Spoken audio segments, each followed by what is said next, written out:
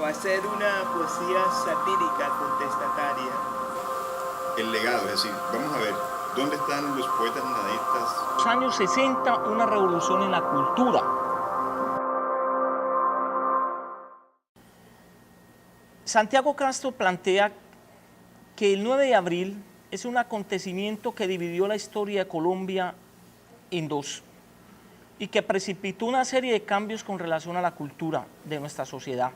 Una sociedad conservadora, tradicionalista y autocrática, que produce un quiebre de las instituciones de dicho 9 de abril y de los valores, una emergencia de un nuevo tipo de subjetividad que se levantaría en contra de los poderes establecidos, una subjetividad que se va a expresar fundamentalmente en la juventud.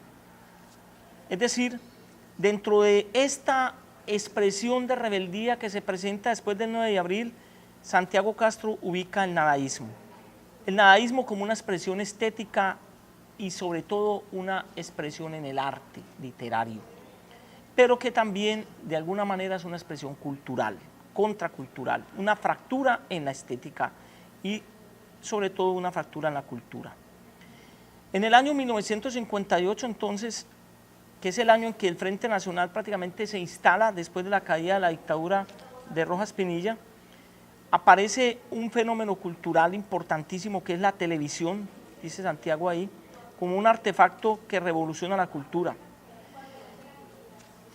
En ese mismo año sucede un acontecimiento en la historia literaria y cultural de nuestro país. Es la publicación del Manifiesto Nadaísta, de 48 páginas, una propuesta revolucionaria y contracultural liderada por Gonzalo Arango. Entonces, el movimiento nadaísta no sigue modelos foráneos y es, dice Santiago Castro, original y hunde sus raíces en la sociedad tradicional colombiana, una sociedad, como decía, católica, conservadora, autoritaria, que no deja una fe intacta ni un ídolo en su sitio, dice Santiago Castro. Gonzalo Arango es su fundador, junto con otros jóvenes de ciudades como Cali, Medellín, Barranquilla y sobre todo, diríamos de alguna manera, Medellín. Es un movimiento que surge y que tiene epicentro en Medellín, pero que de alguna manera empieza a tener unos ecos importantísimos en la ciudad de Cali, Barranquilla y Bogotá. Una nueva poesía que lo que intenta es despojar al Estado y a la Iglesia del poder que ejercía sobre los cuerpos de los colombianos y que tiene antecedentes importantes en personajes como Luis Vidales, Vargas Vila, León de Grave y Fernando González. Los pánidas es diríamos, el antecedente inmediato, dice Santiago Castro, de este movimiento, pero que los nadaístas se van a volver definitivamente contra ellos. ¿Por qué? Porque el nadaísmo ante todo es una propuesta que intenta partir de cero. Los nadaístas entonces son protagonistas de su propia novela, hacen de la poesía una forma de vida, palabra y acción, son ante todo, dice Santiago, parriciastas que intentan decir, pero sobre todo hacer verdad. No eran intelectuales de bohemia, es más, contra este tipo de intelectualidad el nadaísmo planteó una propuesta diferente. Ustedes saben que la bohemia se caracterizaba por las tertulias que se construían y diríamos al interior de ciertos cafetines y que la gente desde ahí y desde ese ritual de alcohol y palabra querían transformar el mundo. Y el nadaísmo ante todo es una propuesta en ruptura con la bohemia y con ese tipo de tradiciones. Y es allí, en el Café Automático en Bogotá, donde Gonzalo Arango hace su lanzamiento del Manifiesto Nadaísta. Es, ante todo, una propuesta, dice Gonzalo Arango, contestataria y sobre todo propagandística fundamentada en el escándalo. Los nadaístas entonces son escandalosos por naturaleza. Les interesa ante todo la propaganda del escándalo para visualizar su propuesta. Perros que ladran y muerden, dice Santiago Castro. Y aparecen tres acontecimientos que van a publicitar la propuesta nadaísta y que tienen como epicentro a Medellín. Primero, la quema de libros en Medellín que se elabora en el año 1959, donde los nadaístas, a la manera de los nazis o de la Santa Inquisición, hacen una quema de libros en la plazuela de San Ignacio, afuera del Paraninfo de la Universidad de Antioquia, en el centro de Medellín. Un ritual que va a ser, de alguna manera, bastante simbólico y fundacional del movimiento nadaísta. El segundo acto escandaloso, dice Santiago, es que en Medellín se reúne el Congreso de Intelectuales Católicos en el Paraninfo de la Universidad de Antioquia, y los nadaístas liderados por Gonzalo Arango riegan en ese escenario, diríamos que es el Paraninfo, un químico que huele feo y hace que la gente salga de ese recinto boicoteando ese congreso. Eso se le llama el famoso peo químico. Entonces, Gonzalo Arango se ubica en la parte superior del Paraninfo y suelta el manifiesto nadaísta. Esto le costó a él 1 mes de cárcel en la cárcel La Ladera. Y el tercer escándalo simbólico que hacen los nadaístas lo hacen en la Basílica de Medellín, y lo hace Darío Lemos, otro de los nadaístas de Medellín, y es recibir la comunión y luego pisotearla. Eso le costó también, casi lo linchan, y obviamente era un grupo de trabajo que hacía eso. Darío Lemos se fue para la cárcel La Ladera también por espacio de 2 meses. Entonces, los nadaístas, dice Santiago Castro, son ante todo una incomodidad para el establecimiento cultural y político y social de Colombia.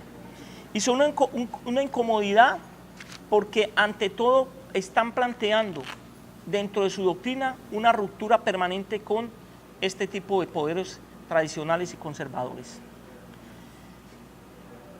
Hasta ahí llega pues entonces la propuesta de Santiago muy sintéticamente, y luego viene el profesor Álvaro Tirado Mejía en este texto que habla que en los años 60, cómo se plantean los años 60 en Colombia como una revolución cultural.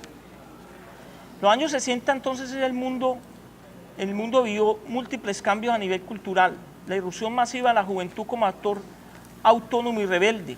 Igualmente la juventud colombiana participó de esta revolución sociocultural, y la irrupción en la vida política y en el movimiento político legal, diríamos, dice Álvaro Tirado, que la juventud colombiana se inscribió en 2 tipos de propuesta de participación activa en estos movimientos de alguna manera revolucionarios. Una en el lado, diríamos, de la legalidad, y otra en el lado de la ilegalidad, participando de alguna manera en los movimientos insurgentes que se estaban instalando y habían nacido en los años 60 precisamente en Colombia. Pero lo que nos interesa es ante todo mirar el nadaísmo. En 1958, dentro de este contexto, irrumpió en Medellín un grupo escandaloso, dice Álvaro Tirado, que en la iglesia de San Ignacio es una quema de libros. El nadaísmo entonces se hace presente con este ritual y de alguna manera se presenta como el manifiesto nadaísta de Gonzalo Arango. Entonces, un país que sale de esa violencia de mediados de siglo, que se inaugura inclusive un poquitico antes de la muerte de Gaitán y que se cierra con el proceso pacifista del dictador Gustavo Rojas Pinilla. Entonces el nadaísmo surge en Antioquia, dice Álvaro Tirado, entre los jóvenes de clase media, que de alguna manera, asfixiados por el establecimiento y sobre todo por la imposibilidad de construir diríamos, una propuesta de vida diferente, son liderados por Gonzalo Arango, que tenía 27 años.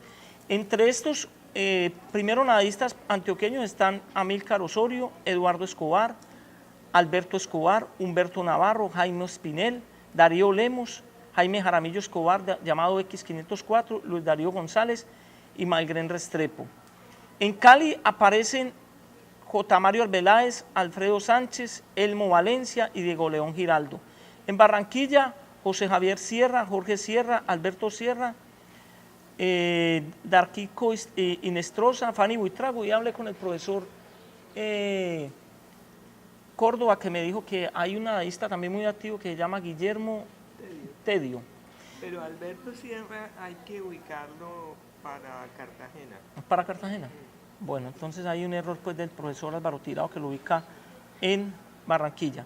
Entonces el movimiento se abrió a otras ciudades como Manizales, Bucaramanga y Bogotá, y dice Álvaro Tirado que en Bogotá es realmente donde el movimiento se diluyó. Entonces, la rebeldía de los nadaístas era cultural, de oposición a lo existente, sin pretensión de ofrecer una alternativa social. Eduardo Escobar dice, el nadaísmo nada tiene que decir en el conflicto entre el capitalismo y el comunismo. Nosotros nos situamos en otra realidad, dice Eduardo Escobar, no los nadaístas. Su objetivo era el descrédito del orden y del sistema, su modelo era el escándalo, la diatriba y el panfleto, y su signo la blasfemia, dice Álvaro Tirado. Los nadaístas entonces polemizaron con todo y contra todo, contra los poetas muertos como Valencia, Pombo, Barbajacó, contra los poetas vivos como Eduardo Carranza, contra Arciniegas, contra Julio Flores, contra Manuel Mejía Vallejo, contra Eduardo Caballero Calderón, etc. Contra todo, contra la policía, contra la prensa, contra las autoridades eclesiásticas, es decir, contra todo lo que significa el establecimiento. Hasta ahí llega entonces Álvaro Tirado Mejía en esta reseña. Voy a leer unos apartes de este texto de Álvaro Tirado, corticos, para no cansarlos, donde me parece que es importante tener en consideración. Citemos un párrafo del primer manifiesto nadaísta, comillas. Esto es Gonzalo Arango, dentro del actual orden cultural colombiano, toda verdad reconocida tradicionalmente como verdad debe ser negada como falsa, al menos en principio. Por ahora, el único sentido de la libertad intelectual consiste en la negación. La aceptación sumisa o la indiferencia pasiva significarían claudicación, resignación o cobardía. Comprometerse en la rebelión o en la protesta frente al orden establecido y las jerarquías dominantes tendrá el sentido de poner el ejercicio intelectual al servicio de la justicia, la libertad y la dignidad del hombre. La lucha será desigual, considerando el poder concentrado de que disponen nuestros enemigos, la economía del país, las universidades, la religión, la prensa y demás vínculos de expresión de pensamiento. Ante empresa de tan grandes proporciones, renunciamos a destruir el orden establecido. Somos impotentes, la aspiración fundamental del nadaísmo es desacreditar ese orden. Cierro comillas, hasta ahí pues entonces este aparte del manifiesto nadaísta. El manifiesto nadaísta comenzaba así, comillas, otra cita pues de Álvaro Tirado. No somos católicos, porque Dios hace 15 días que no se afeita, porque el diablo tiene caja de dientes, porque San Juan de la Cruz era hermafrodita, porque Santa Teresa era una mística lesbiana, porque la filosofía de Santo Tomás de Aquino está fundada en Dios y Dios no ha existido nunca, porque somos fieles descendientes de los micos de Darwin, porque en el infierno no hay fogones Swantis House, sino pailas trogloditas remendadas por los gitanos y a nosotros nos gusta condenarnos confortablemente al estilo yanqui. Cierro comillas. Amílcar Osorio, recién salido del seminario de la población antioqueña de Jericó, increpaba bajo la forma de oración como la que dedicó a Brigitte Bardot en un texto que llama Oración nadaísta a la malísima Brigitte Bardot, al final de la cual concedía a sus lectores 8 minutos de indulgencia plenaria. Y en la hoja volante en que se repartió el poema originariamente aludía al patrocinador, cortesía de Fábrica de Papitas Juan 23. O uno de los poemas de Eduardo Escobar que comenzaba así, comillas, Señor, tú que no te afeitas con gilet, que no te lavas la cara ni los dientes, que no usas vestido ni zapatos, que no dejas ver los ateos, déjate ver de mí. Ven, Señor, mejor no vengas que te escupo. Cierro comillas. Entonces, este es el estilo nadaísta, humor, provocación y blasfemia.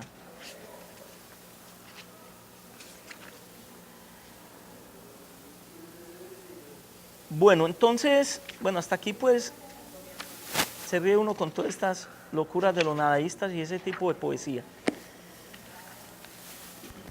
Por aquí tengo una muestra poética, antes de hablar del proyecto de la revista Nadaísmo 70, que es importante considerarla también, que es una propuesta pues editorial de una revista que fundó Gonzalo Arango. Vamos a leer a Gonzalo Arango, unos poemitas corticos y un poema de J. Mario que tengo por acá, para que entremos a conversar. Santo y Seña de Gonzalo Arango. Aparece en un libro que llama Adangelios, que construye Gonzalo Arango contra los evangelios. Él construyó los adangelios. Santo y Seña. La que viene es una guerra santa interior contra los ateísmos altaneros del materialismo. Haremos de los estadios catacumbas y de los rascacielos hogueras. Las trincheras y los calvarios serán de amor, acendrado ascetismo y fuego purificador. Borraremos las fronteras con el aliento amoroso de los caminantes. Desaparecerán las patrias para que nazcan los edenes. No hay afán, tenemos paciencia. Cabalgamos conscientes la tortuga de la evolución. No tememos los sacrificios que demande la redención. Los pagaremos todos. No es cuestión de victoria, sino de conciencia. No habrá vencidos en la batalla, serán triunfantes los que quieran. Evacuaremos las ciudades en busca de la soledad florida y la caricia de la naturaleza madre. La libertad es nuestra identidad y nuestra unión. El amor, el santo y seña para ingresar a la fiesta. Devolveremos a la tierra su único dueño, Dios. Una poesía bastante mística. Amor y misericordia de Gonzalo Arango. Amor y misericordia a todos mientras llega la justicia divina del Apocalipsis. Cada moneda de dominio es moneda de traición a Cristo y está manchada de sangre y maldita, y será cuerpo de delito para el castigo causante de desolación y ruina. Todos los ricos son Judas que aún están por ahorcarse, desesperados y arrepentidos. Amor y misericordia a los miserables explotadores que están pecando contra Dios en el hombre. Amor y misericordia a los inconscientes opresores y a los pobres oprimidos en su doble dolor. Y compadecemos los unos a los otros para que llegue la hora de la justicia salvadora que habrá de rescataros del mundo abyecto de los condenados, una vez purificado en el lodo y el sufrimiento que da luz al génesis de la conciencia, sol del espíritu, porque todos, sobre todo los poderosos, estáis fornicando contra el espíritu. Ese es el último, pues, Gonzalo Arango, que termina antes de morir en un accidente de tránsito bastante místico. Ahora sí vamos a uno de los grandes para mí nadaístas, el caleño J. Mario.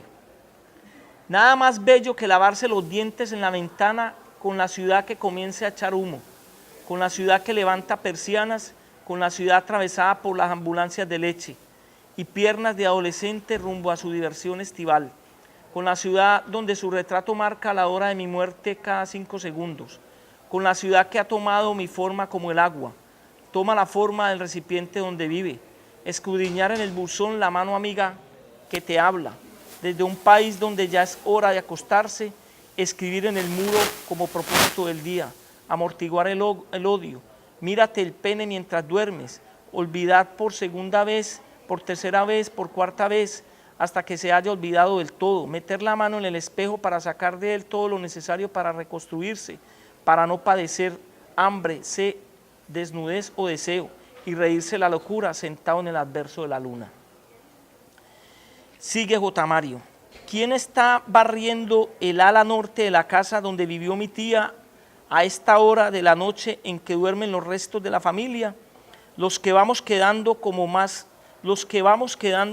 con más puesto en la mesa de los recuerdos. Si los vecinos han salido de vacaciones con sus niños y gatos y servidumbre y el tío Emilio se fue de pesca, esta hora de lobo que espanta las pesadillas y despierta medio litro de sed en el pozo de la garganta. No creo que sea la abuela. Desde su desdichado accidente descendió del autoferro que obligó al fémur de platino y a renunciar a los tamales que preparaba los domingos para toda la parentela. Sabemos que por nada del mundo se atrevería a tomar el palo de la escoba y menos para ir a la medianoche, a barrer los recuerdos de la hija más querida, a quien el corazón de él le jugó una mala pasada, mientras pintaba la puerta de su cuarto con un zapolín amarillo, dejándonos sin sus cariñosas respiraciones al espejo de los ojos. ¿Será Jorge Giraldo? Imposible, si su esposo ha salido de cacería con los ojos llorosos desde el día de sus funerales y hasta el día de hoy no ha vuelto con un venado. O tal vez en el viento con sus pasos de escobilla de jazz en el Eterní, o el Comején cenándose el entablado. Pero el caso es que alguien estaba barriendo la habitación donde la tía Adelfa aromatizaba, escuchaba el radioperiódico, despentuaba en su máquina de coser, tatareando esos aires de la montaña, a los que de vez en cuando pone mi padre la música de un silbido. Yo no creo en fantasmas, y mucho menos en el fantasma de mi tía Delfa, quien murió de blanco rodeada de la corte de sus sobrinas, echando un pasaje bíblico que mi hermano susurraba: deben ser los ladrones.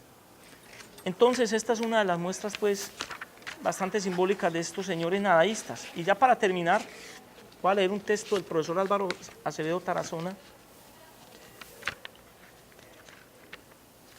donde él da unas conclusiones a lo que puede ser el nadaísmo y que yo quiero compartir para ustedes.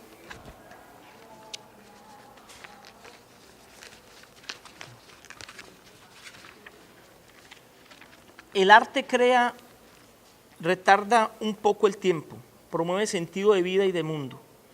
Esto es lo que permite el símbolo y la literatura. La imaginación es una forma de exorcizar la muerte, el devenir.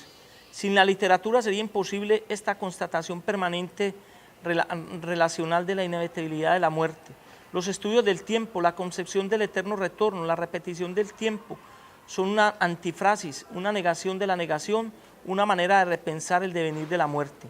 El temor a la historia, decía Elías, en las culturas arcaicas, debe ser Norbert Elías, en las culturas arcaicas lleva al ritual, al mito, porque en la repetición se niega, es el momento inevitable del tiempo, se desmitifica y domestica el tiempo. La actitud de negación y de vacío absoluto llevó a los nadaístas a desmitificar las tradiciones existentes. Sus escritos permitieron a los lectores repensar la historia e incidir en las futuras generaciones que apropiaron los textos y construyeron una representación de sí mismos y de la propia sociedad. Los nadaístas crearon un lenguaje poético que se impregnó de la generación dinámica de la imagen, el arquetipo como una suerte de sustancia que permanece en el imaginario social, que permite identificar la revista Nadaísmo 70, la revista de Gonzalo Arango, esquemas recurrentes de carácter tanto ascensional como de descenso. En los escritos de los nadaístas, los símbolos se actualizan en habituales referencias al sol, a la luz, a la figura del poeta como figura heroica que simboliza el deseo de un impulso ascensional. Tanto en diferentes fuentes hermenéuticas y simbólicas como en imágenes arquetípicas y estructuras es posible encontrar la relación implícita que instauraron los nadaístas en sus producciones individuales y en su revista Nadaísmo 70, una fusión entre el mito y la literatura. La literatura, al moverse entre imágenes y símbolos, reivindicó de la imaginación, que no es una facultad de segundo orden, pues la historia del pensamiento occidental calificó durante mucho tiempo a la imaginación como la maestra del error y la falsedad. Para los nadaístas entonces América era vieja por culpa de sus descubridores. Desvelar esta historia encubierta fue su propósito. Para ello se debía establecer un diálogo con la cultura universal y superar el infantilismo espiritual, comillas. De otra manera, así lo expresaba en el manifiesto nadaísta, nos quedaríamos en la edad de la rana y la laguna, en tanto que la técnica ha fijado estrellas en el espacio cósmico, cierro comillas. Conclusión, entonces los nadaístas clamaron por la libertad como un acto de compromiso y no solo de sentimiento e ideas o pasiones. Este es su legado. Muchas gracias.